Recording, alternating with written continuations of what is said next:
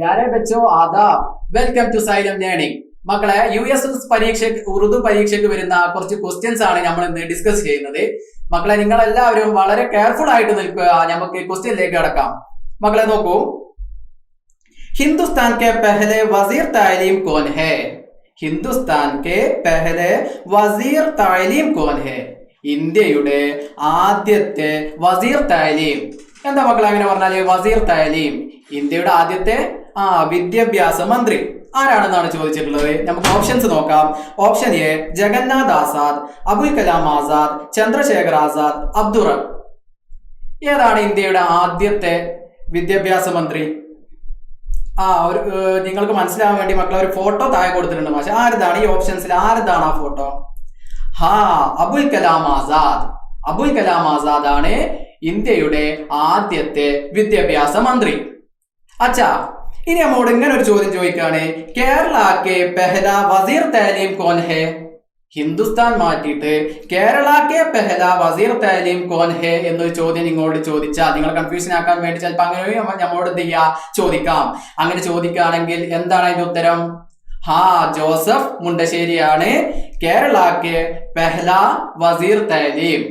अच्छा, अगला सवाल देखिए, हिंद की अंकुश तरीका ये नगीना केरला है, कई अशिया ये नादिर का खजाने केरला। ये किसका शेर है? മക്കളെ, ഇത് ആരുടെ വരികളാണ്?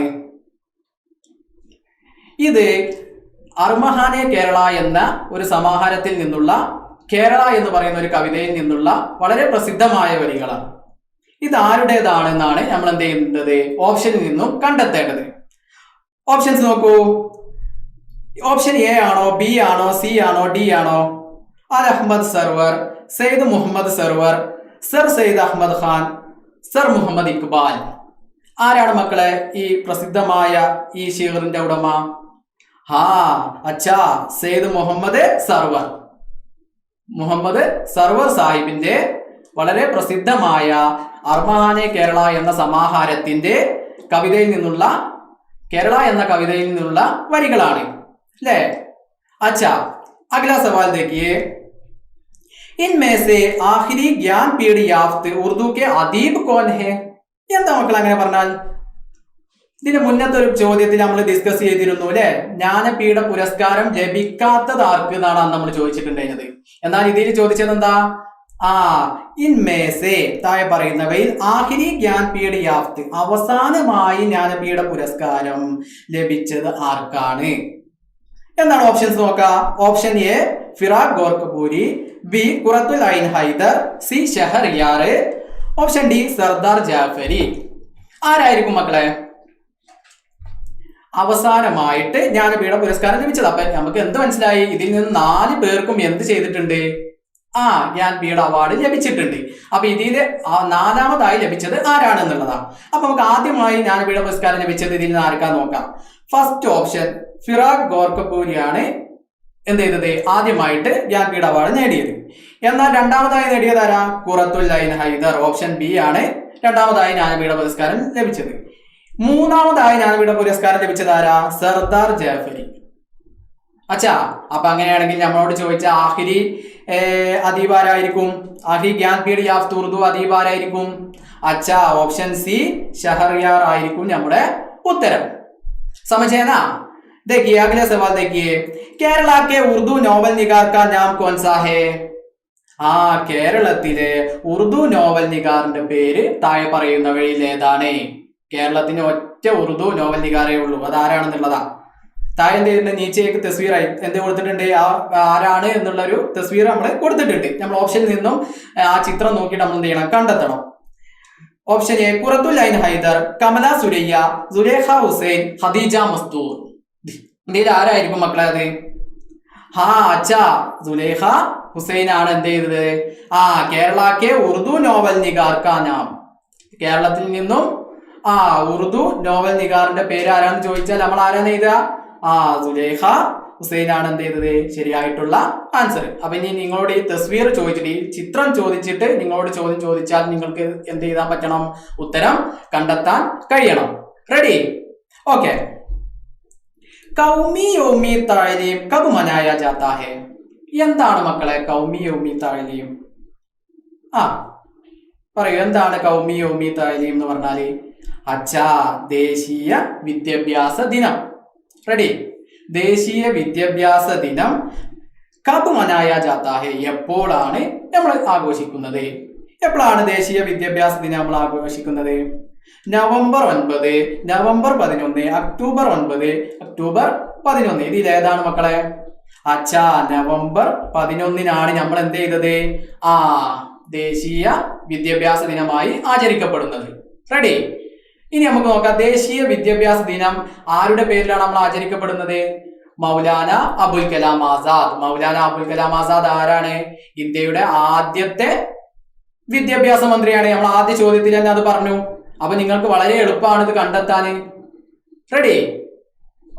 ആരുടെ പേരിലാണ് നമ്മൾ ആചരിക്കുന്നത് എന്നാ പറഞ്ഞത്? മൗലാന അബുൽ കലാം ആസാദിന്റെ പേരിൽ നവംബർ 11 നമ്മൾ എന്ത് ചെയ്യുന്നത്? ദേശീയ വിദ്യാഭ്യാസ ദിനമായിട്ട് ആചരിക്കുന്നത്. റെഡി? വിദ്യാഭ്യാസ രംഗത്ത് ഇന്ത്യയിൽ ഉണ്ടാക്കിയ മാറ്റങ്ങൾക്കൊക്കെ ചുക്കാൻ പിടിച്ചത് ആരാണ്? മുൻപന്തിയിൽ നിന്ന ഒരു വ്യക്തി കൂടിയാണ് ആര്? മൗലാന അബുൽ കലാം ആസാദ്. ഇന്ത്യയുടെ ആദ്യത്തെ വിദ്യാഭ്യാസ മന്ത്രി കൂടിയാണ്. തീർച്ചയായും. അപ്പൊ ആരുടെ പേരിലാണ് നമ്മൾ ആചരിക്കപ്പെടേണ്ടത്? അബുൽ കലാം ആസാദിന്റെ പേരിലാണ് നമ്മൾ ആചരിക്കപ്പെടുന്നത്. ക്ലിയർ? റെഡി അല്ലേ മക്കളെ? अच्छा, अगला सवाल देखिए। 2014 ईस्वी के नोबेल प्राइज अवार्ड याफ्त बच्ची का नाम क्या है? എന്താ മക്കളെ അങ്ങനെ പറഞ്ഞാല്? 2014 നോബൽ പ്രൈസ് കരസ്ഥമാക്കിയ കുട്ടിയുടെ പേരെന്താണ്? അല്ലേ? നിങ്ങൾ ആ ഫോട്ടോ അതിന്റെ സൈഡിൽ കണ്ടപ്പോൾ തന്നെ നിങ്ങൾ ഉത്തരം പറഞ്ഞിട്ടുണ്ടാവും. നിങ്ങളെ പോലെയുള്ള ഒരു കുട്ടിയായിരിക്കും അല്ലെ? നിങ്ങളെക്കാട്ടും ചെറിയ വയസ്സിന് വ്യത്യാസമുള്ള സമയത്താണ് നോബൽ പുരസ്കാരം ലഭിച്ചത്. വളരെ ശരിയാണ്. Option B, Malala. അല്ലെ? മലാല യൂസഫ്സായി എന്നാണ് അവരുടെ പൂർണ്ണമായിട്ടുള്ള പേര്. ഇനി നിങ്ങളെ കൺഫ്യൂഷൻ ആക്കാൻ വേണ്ടി ചിലപ്പോൾ ഇങ്ങനെയും ഒരു ചോദ്യം ചോദിക്കാൻ സാധ്യതയുണ്ട്. അതുകൊണ്ട് മാഷ് താഴെ ചോദ്യം ഉൾപ്പെടുത്തിയിട്ടുണ്ട്. 2014 ईस्वी നോബൽ പ്രൈസ് അവാർഡ് യാഫ്ത് ഹിന്ദുസ്ഥാനി കോൻ ഹേ? 2014 നോബൽ പുരസ്കാരം കരസ്ഥമാക്കിയ ഹിന്ദുസ്ഥാനി ആരാണ്? ഇന്ത്യയിൽ നിന്നും 2014 നോബൽ പ്രൈസ് കരസ്ഥമാക്കിയതാണ്. അപ്പം മലാല എവിടെയുള്ള? പാകിസ്ഥാനിയാണ് അല്ലെ? പാകിസ്ഥാനിൽ നിന്നുള്ള ഇതാണ്. അപ്പൊ മലാല കരസ്ഥമാക്കിയതുപോലെ ഇന്ത്യയിൽ നിന്നും കരസ്ഥമാക്കിയ ഒരാളുണ്ട് 2014 തന്നെ. ആരാണത്? നമുക്ക് ഓപ്ഷൻസ് നോക്കാം. കൈലാഷ് സത്യാർത്ഥി, മലാല യൂസുഫ്സായി, കൈലാഷ് നാഥ്, യൂസുഫ് അഹമ്മദ്. അല്ലെ? ഇതിൽ ആരാണ് മക്കളെ? കൈലാഷ് സത്യാർത്ഥിയാണ്. ചിത്രം നോക്കൂ, അവരുടെ ചിത്രം നിങ്ങൾ കണ്ടില്ലേ? റെഡി? അപ്പോ 2014 നോബൽ പ്രൈസ് കരസ്ഥമാക്കിയ കുട്ടിയുടെ പേര് എന്ന് ചോദിച്ചാൽ നിങ്ങൾ തീർച്ചയായും നിങ്ങൾ ഒരു സംശയമില്ലാതെ നിങ്ങൾക്ക് എന്ത് എഴുതാൻ കഴിയും? മലാല. അല്ലെ? മലാല യൂസഫ്സായി എന്ന് എഴുതാൻ കഴിയും. അതേപോലെ ഇന്ത്യയിൽ നിന്നും നോബൽ പുരസ്കാരം കരസ്ഥമാക്കിയത് ആരാന്ന് ചോദിച്ചാൽ നിങ്ങൾക്ക് എന്ത് ചെയ്യാൻ പറ്റും? ഓപ്ഷൻ എ, കൈലാഷ് സത്യാർത്ഥി എന്ന് നിങ്ങൾക്ക് നിസ്സംശയം എഴുതാൻ കഴിയും. റെഡി അല്ലേ? अच्छा, अगला सवाल देखिए। तलाशे हक किसका खुद नविश्त है? എന്താ മക്കളെ അങ്ങനെ പറഞ്ഞാൽ? തലാശെ ഹക്ക്, എന്റെ സത്യാന്വേഷണ പരീക്ഷണ കഥ. അല്ലേ? ഇതാരുടെ ആത്മകഥയാണ് എന്നുള്ളതാണ് നമ്മളോട് ചോദിച്ചിട്ടുള്ളത്. ആരുടെ ആത്മകഥയാണ്? നിങ്ങൾ ആ ഫോട്ടോ തസ്വീർ ദേക്കിയേ. वो तस्वीर में कौन है? ആ ചിത്രത്തിൽ ആരാണ് നിങ്ങൾ കാണുന്നത്? അച്ഛാ, മഹാത്മാഗാന്ധി. മഹാത്മാഗാന്ധിയുടെ എന്റെ സത്യാന്വേഷണ പരീക്ഷണ കഥ എന്നുള്ളത് അദ്ദേഹത്തിന്റെ എന്താണ്? ആത്മകഥയാണ്. ഖുദ് നവിശ്ത്. അല്ലെ? ആത്മകഥയാണ് എന്ത്? എന്റെ സത്യാന്വേഷണ പരീക്ഷണ കഥ എന്നുള്ളത് മഹാത്മാഗാന്ധി, MK ഗാന്ധി, മോഹൻദാസ് കരംചന്ദ് ഗാന്ധി അദ്ദേഹത്തിന്റെ ആത്മകഥയാണ് എന്ത്? എന്റെ സത്യാന്വേഷണ പരീക്ഷണ കഥ. അപ്പൊ ഈ ചോദ്യം നിങ്ങൾ ഉറുദുവിലുള്ളത് മലയാളത്തിലേക്ക് മനസ്സിലാക്കിയാൽ നിങ്ങൾക്ക് എന്ത് ചെയ്യാൻ പറ്റും? നിസ്സംശയം ഇതിന്റെ ഉത്തരം കണ്ടെത്താൻ കഴിയും. റെഡി അല്ലേ? മലയാളത്തിൽ നിങ്ങളോട് ചോദിച്ചാൽ നിങ്ങൾക്ക് എന്ത് ചെയ്യാൻ പറ്റും? ഈ ചോദ്യം വളരെ എളുപ്പത്തിൽ ഞങ്ങൾക്ക് കണ്ടെത്താൻ കഴിയും. ഈ ചോദ്യം നമ്മൾ ഇതിൽ ഡിസ്കസ് ചെയ്യുന്നതോട് കൂടി ഇങ്ങനെ ഒരു ചോദ്യം നമുക്ക് USS പരീക്ഷയിലും മറ്റു പരീക്ഷയിലും ഒക്കെ വരികയാണെങ്കിൽ നിങ്ങൾക്ക് എന്ത് ചെയ്യാൻ പറ്റും? നിസ്സംശയം എന്ത് ചെയ്യാൻ പറ്റും? ഇതിന്റെ ഉത്തരം നിങ്ങൾക്ക് കണ്ടെത്താൻ പറ്റും. ഇതേപോലെ ചിലപ്പോൾ ചിത്രം തന്നോളുന്നില്ല, നിങ്ങൾക്ക് പെട്ടെന്ന് മനസ്സിലാവാൻ വേണ്ടി മാഷ് എന്ത് ചെയ്തതാണ്? കാണിച്ചതാണ്. റെഡി അല്ലേ? ഇനി ചിത്രം ചോദിച്ചിട്ട് നിങ്ങളോട് പറയുകയാണെങ്കിൽ നിങ്ങൾക്ക് എഴുതി കൂടെ? അച്ഛാ, അഗ്ലാ സവാൽ ദേഖിയേ।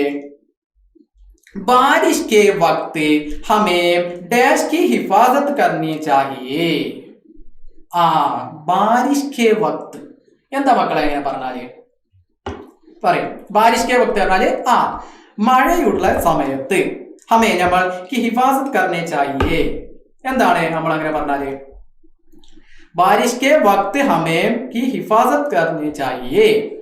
മഴയുള്ള സമയത്ത് നമ്മൾ എന്തിനെയാണ് സംരക്ഷിക്കുന്നത്? ഹിഫാസത്ത് കർണേ.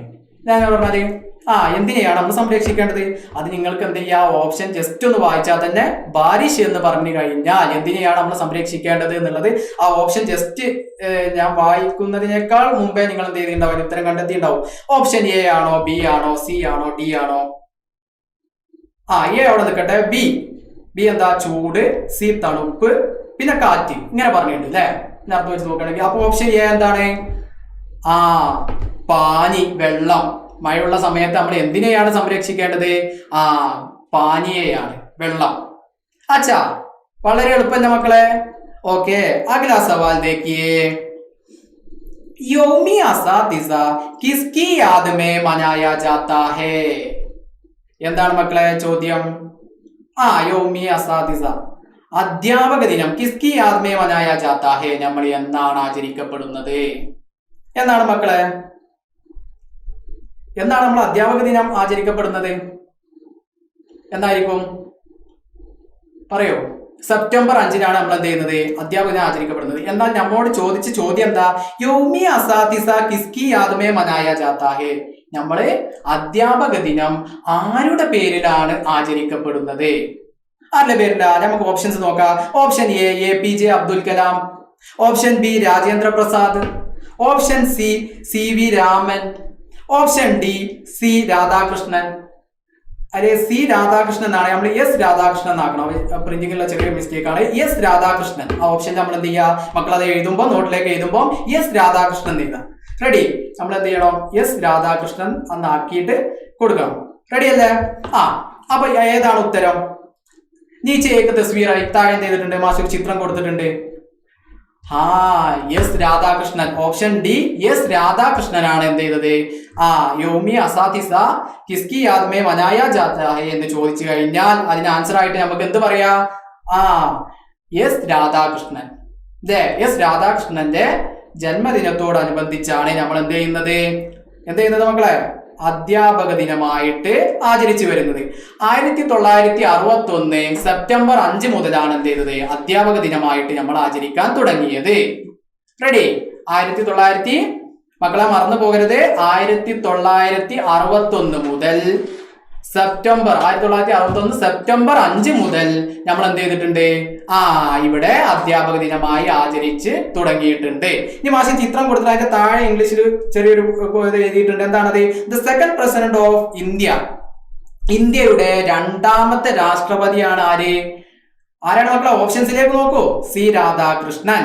ഇന്ത്യയുടെ രണ്ടാമത്തെ രാഷ്ട്രപതിയും തത്വചിന്തകനും കൂടിയാണ് ആര്? എസ് രാധാകൃഷ്ണൻ. റെഡി? അപ്പോ എന്താണ്? അധ്യാപക ദിനമായി നമ്മൾ ആചരിക്കുന്നത് എസ് രാധാകൃഷ്ണന്റെ പേരിലാണ്. അദ്ദേഹം ഇന്ത്യയുടെ രണ്ടാമത്തെ രാഷ്ട്രപതി ആയിരുന്നു. അതിലുപരി അദ്ദേഹം ഒരു തത്വചിന്തകനും കൂടി ആയിരുന്നു. അല്ല മക്കളെ? റെഡി? അപ്പൊ ഈ ചോദ്യങ്ങൾ നിങ്ങൾ ചോദിച്ചാൽ വളരെ സിമ്പിൾ ആയിട്ട് എഴുതി കൂടെ? ഇപ്പൊ തന്നെ നിങ്ങൾ പറഞ്ഞിട്ടുണ്ടാവും. റെഡി? ഓക്കെ മക്കളെ, അപ്പൊ ഇതോടുകൂടി ഇന്നത്തെ USS ക്ലാസ് നമ്മൾ അവസാനിപ്പിക്കുകയാണ്. നിങ്ങൾ ഇതുവരെ മാഷ് പറഞ്ഞ കാര്യങ്ങളൊക്കെ നോട്ട് ചെയ്ത് വെക്കുക, പരീക്ഷയ്ക്ക് തയ്യാറാവുക. എല്ലാവർക്കും നന്ദി. ശുക്രിയ.